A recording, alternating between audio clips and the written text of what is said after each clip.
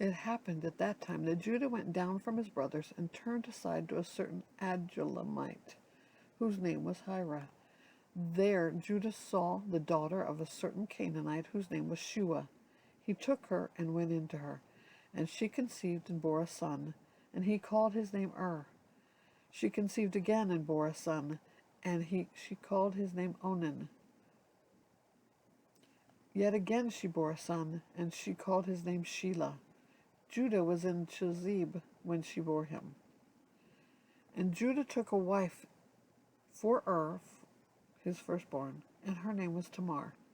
But Judah's firstborn, was wicked in the sight of the Lord, and the Lord put him to death. Then Judah said to Onan, Go into your brother's wife and perform the duty of brother-in-law to her, and raise up offspring for your brother. But Onan knew that the offspring would not be his. So whenever he went into his brother's wife, he would waste the semen on the ground so as not to give offspring to his brother. And what he did was wicked in the sight of the Lord, and he put him to death also. Then Judah said to Tamar, his daughter-in-law, Remain a widow in your father's house, till Shelah my son grows up, for he feared that he would die like his brothers. So Tamar went and remained in her father's house. In the course of time, the wife of Judah, Shua's daughter, died. When Judah was comforted, he went up to Timnah to his sheep shearers, he and his friend Hira the Adullamite. And when Tamar was told, Your father-in-law is going up to Timnah to shear his sheep, she took off her widow's garments and covered herself with a veil, wrapping herself up, and sat at the entrance to Enam, which is on the road to Timnah. For she saw that Shelah was grown up, and she had not been given to him in marriage. When Judah saw her, he thought she was a prostitute, for she had covered her face. He turned to her at the roadside and said, Come, let me come in to you. For he did not know that she was his daughter-in-law. She said, What will you give me, that you may come in to me? He answered, I will send you a young goat from the flock. And she said, If you give me a pledge, until you send it.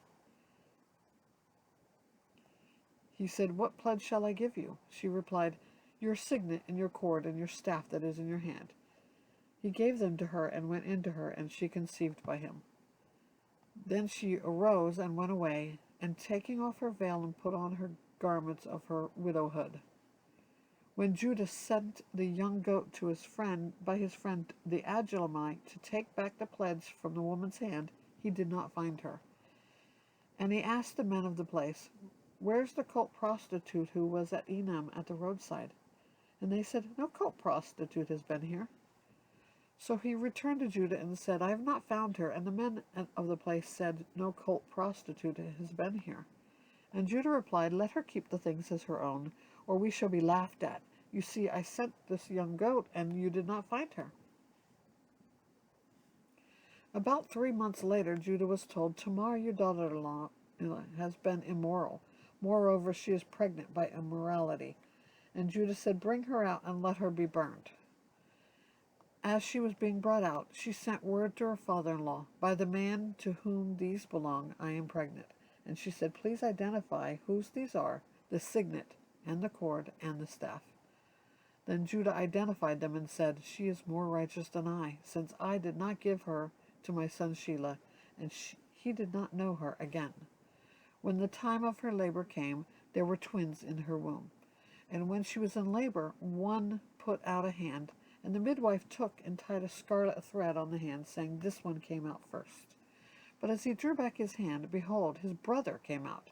And she said, What a breach you have made of yourself. Therefore his name was Perez. Afterward his brother came out with a scarlet thread on his hand, and his name was Zerah.